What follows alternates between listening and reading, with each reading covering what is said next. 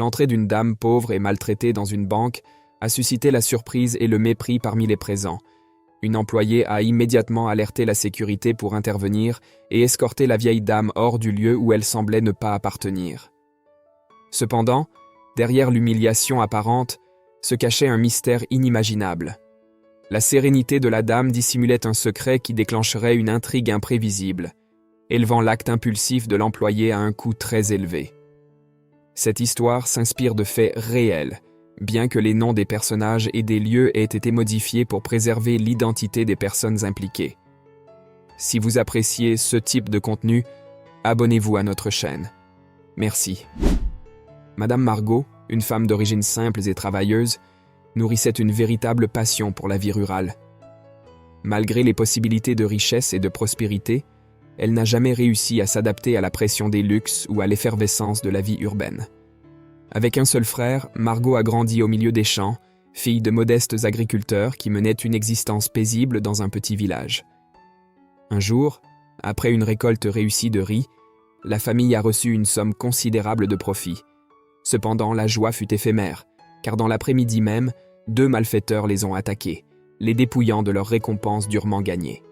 Le père de Margot, emporté par l'indignation face à la perte de son dur labeur, a été victime d'une tragédie encore plus grande. Sans pitié, l'un des criminels a pris sa vie sous les yeux atterrés de Margot et de sa mère. Cette expérience a laissé une empreinte indélébile sur Madame Margot. Peu de temps après, elle a trouvé sa mère, Julia, travaillant sans relâche et pleurant inconsolablement sur le corps de son père. Margot, encore une enfant, s'est recroquevillée dans un coin de la maison, effrayée et se sentant complètement abandonnée face à l'absence de son père. L'ambiance, autrefois pleine de vitalité, s'est transformée en un espace chargé de tristesse et de désespoir. Au fil du temps, Julia, la mère, a assumé la lourde responsabilité de gérer tous les aspects des affaires que le père avait construites à la ferme. Affrontant la tâche de gérer les récoltes et les dépenses, elle a développé de nouvelles compétences, stimulée par l'inspiration de continuer à lutter pour le bien-être de sa fille, désormais orpheline de père. La scène de la perte de l'argent de la récolte précédente a imposé la nécessité de recourir à une banque. Cependant, en cherchant des prêts, Julia a été confrontée à une discrimination flagrante de la part des institutions bancaires. Motivée par des raisons injustifiables telles que son genre et sa condition de paysanne humble, elle lui refusait l'accès aux ressources financières essentielles. Ce refus, basé sur des stéréotypes et des préjugés, menaçait non seulement sa stabilité au travail, mais mettait également en péril son économie dans son ensemble.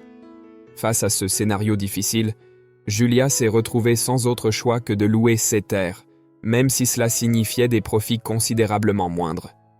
Cette décision, prise au milieu de la pression et de la nécessité urgente de garantir nourriture et subsistance pour sa petite Margot, reflète les difficultés rencontrées par une femme déterminée à surmonter les obstacles sociaux et économiques pour assurer un avenir digne à sa famille. 10 ans se sont écoulés, et Margot, maintenant âgée de 14 ans, est devenue une jeune femme. Par nécessité, elle a dû abandonner ses études pour plonger dans un travail ardu, se consacrant avec habileté à toutes les tâches exigées par son labeur. 7 autres années ont suivi, au cours desquelles elles ont réussi à économiser une somme considérable pour travailler sur leur propre terre.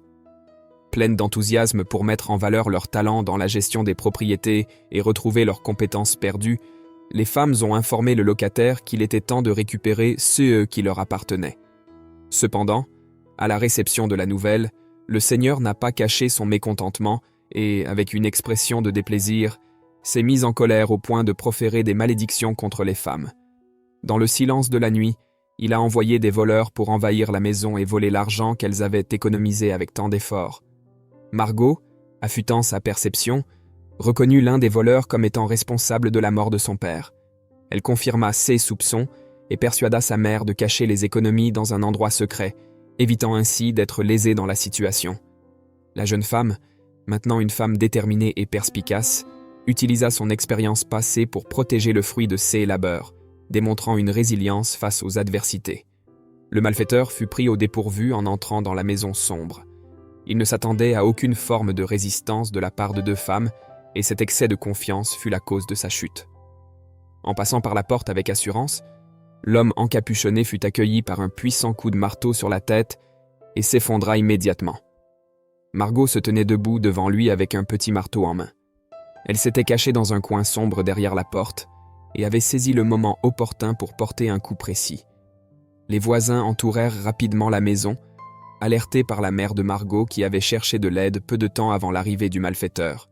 Grâce à cela, le voleur endormi se réveilla complètement attaché à l'intérieur du fourgon de police. Les économies de Margot et de sa mère furent sauvées.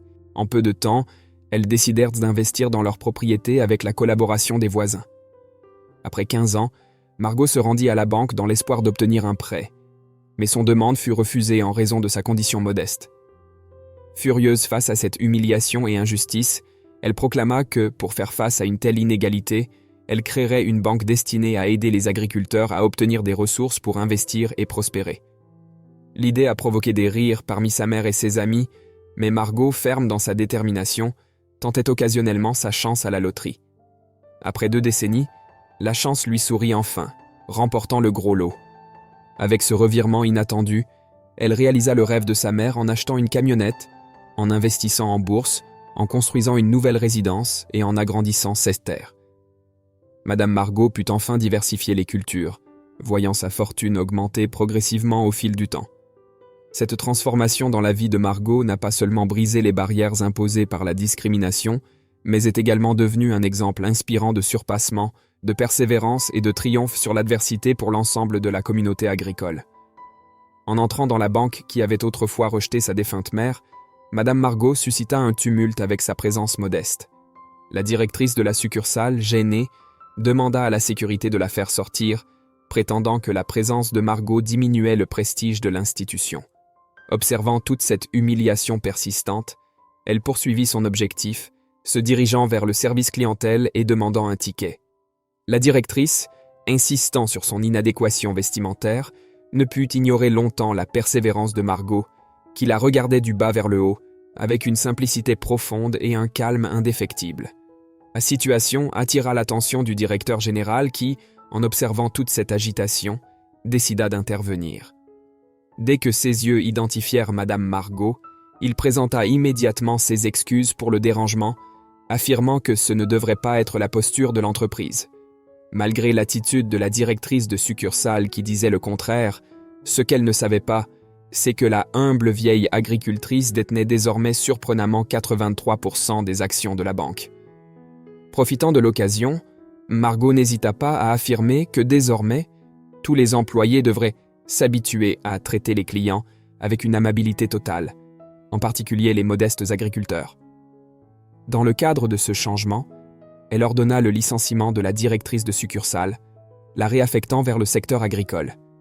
L'ex-directrice, confrontée à sa nouvelle réalité, commença à servir les paysans de la meilleure manière possible, comprenant que les gens ne devraient pas être jugés par leur apparence, leur tenue vestimentaire ou par la première impression. L'expérience de Margot à la banque illustra non seulement l'importance de ne pas sous-estimer les gens, mais provoqua également un changement significatif dans l'attitude et la perception des employés envers les clients, favorisant la compréhension que la véritable valeur de quelqu'un va au-delà des apparences superficielles.